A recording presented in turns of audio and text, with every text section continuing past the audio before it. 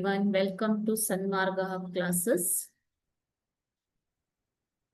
ಮುಂದಿನ ಪ್ರಶ್ನೆ ಶಿಲಾಗೋಳ ಎನ್ನುವಂತಹ ಚಾಪ್ಟರ್ ಇಂದ ಜಾಗೃತ ಜ್ವಾಲಾಮುಖಿ ಎಂದರೇನು ಒಂದು ಉದಾಹರಣೆ ಕೊಡಿ.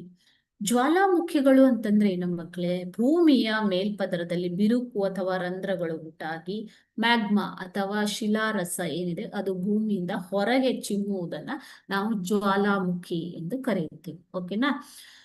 ಸೊ ಇದರಲ್ಲಿ ಜ್ವಾಲಾಮುಖಿಯ ವಿಧಗಳು ಅಂತಂದ್ರೆ 3 ವಿಧಗಳಿವೆ. ಒಂದು ಜಾಗೃತ ಜ್ವಾಲಾಮುಖಿ, ಸುಪ್ತ ಜ್ವಾಲಾಮುಖಿ ಮತ್ತು ಲುಪ್ತ ಜ್ವಾಲಾಮುಖಿ. ಓಕೆನಾ?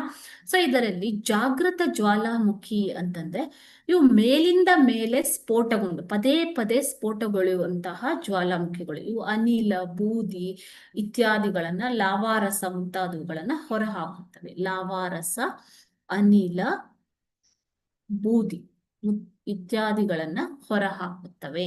ಸೊ ಪದೇ ಪದೇ ಸ್ಫೋಟಗೊಳ್ಳುವಂತಹ ಜ್ವಾಲಾಮುಖಿಗಳು ಜಾಗೃತ ಜ್ವಾಲಾಮುಖಿಗಳು. ಓಕೆನಾ?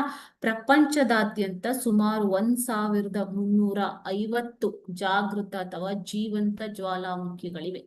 ಓಕೆ, ಎಷ್ಟು ಜ್ವಾಲಾಮುಖಿಗಳಿವೆ? ಜೀವಂತ ಜ್ವಾಲಾಮುಖಿಗಳು ಸುಮಾರು 1350 ಜೀವಂತ ಜ್ವಾಲಾಮುಖಿಗಳಿವೆ. ಉದಾಹರಣೆ, ಫಿಲಿಪೈನ್ಸ್ ದ್ವೀಪದ ಪಿನಾಟುಬೋ ಜ್ವಾಲಾಮುಖಿ, ಹವಾಯಿ ದ್ವೀಪದ ಮೌನಾ ಲೋವಾ ಜ್ವಾಲಾಮುಖಿ ಮತ್ತು USA ಸೆಂಟ್ ಹೆಲೆನಾ ಜ್ವಾಲಾಮುಖಿ ಇತ್ಯಾದಿ ಜಾಗೃತ ಜ್ವಾಲಾಮುಖಿಗೆ ಉದಾಹರಣೆಗಳು. ಇವು ಪದೇ ಪದೇ ಸ್ಫೋಟಿಸುವಂತಹ ಜ್ವಾಲಾಮುಖಿಗಳು. Okay, thank you.